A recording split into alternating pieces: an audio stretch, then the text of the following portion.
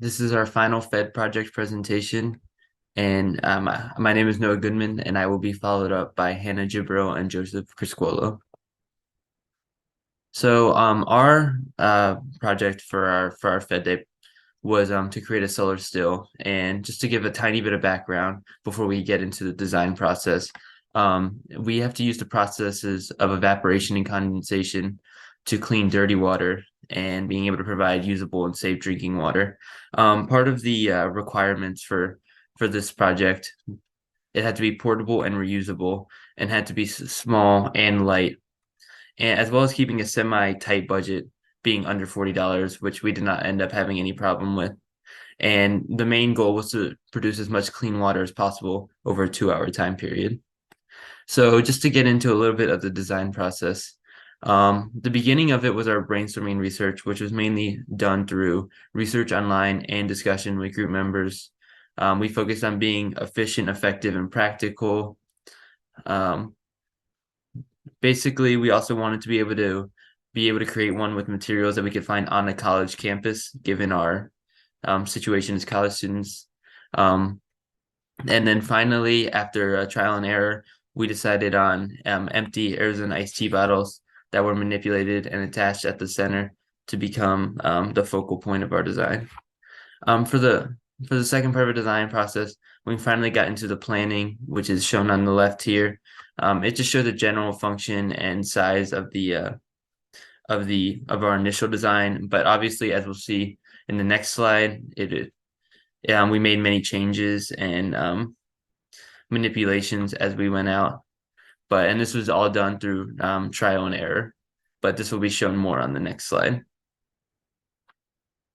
Now that we've talked about the design process, now we'll talk about how this design actually works. So there's two bottles, and the dirty water that needs to be cleaned goes into the bottom bottle.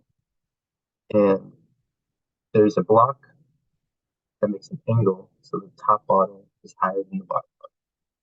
And there's also holes in the caps of the bottles, so the water can evaporate from the bottom bottle to the top bottle, and therefore clean that water. And once it evaporates to the top bottle, then there's a little hole in that bottle, and it drips out into the cup or the bowl or whatever's down there, and that's your clean water. And the tinfoil is there to reflect heat, so it's below the bottom bottle, so it reflects heat back into the bottle, and therefore heats it up and makes it evaporate faster. And then the top bottle, there's tinfoil on top of it, so it reflects heat off of it, and that bottle stays cooler, so the water can condensate and become drinkable water. But throughout this project, we also had a lot of challenges along the way that we needed to overcome. One of these challenges was which bottle that we wanted to use. And some bottles didn't work for us for different reasons, and we had to find the one that would work best for us. One of the reasons that some bottles didn't work is because they would leak really easily, and and that can happen because then the water would spill out, and it was a mess. So we needed to find bottles that would contain the water the best. Another challenge that we had was lack of sunlight on days that we wanted to test, and so it was hard to actually see if this design worked. But eventually, we got the testing, and we discovered that this was a good design that could produce water.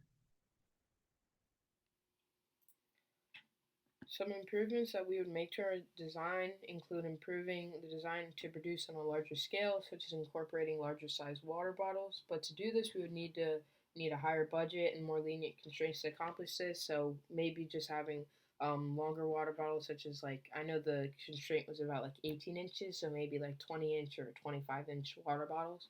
And also to improve the design, we could test for longer amount of times so that we could better determine the effectiveness of the solar still. So our advice to first year engineering students would be first to follow your timeline, on task for every staying on task and on time for every single assignment, and deadline is very important so that you don't fall behind. And also, next, evaluate how your design can be implemented into daily life. One of the comments the judge made to us was how our solar still could operate on like a windy day or in a hurricane or on a rainy day. So make sure you really evaluate all the aspects of your design to make sure it can be applied in different circumstances. Um, Next, also start the building process as early as possible so that you aren't rushing to make modifications. So if you can start the building process early, then when you may run into any trouble with materials, design, or anything, then you can make those adjustments as they come. So then you're not rushing and then trying to adjust, and then you're freaking out near Fed Day. Next, also research unique ways to approach your project. Don't be afraid to think outside the box and be creative. I think judges really appreciate more creative designs than something that is more expected and predictable. So make sure you add like a little bit of your own kind of originality to your design. And next, also perform as many tests as possible so that you can make the best performing design.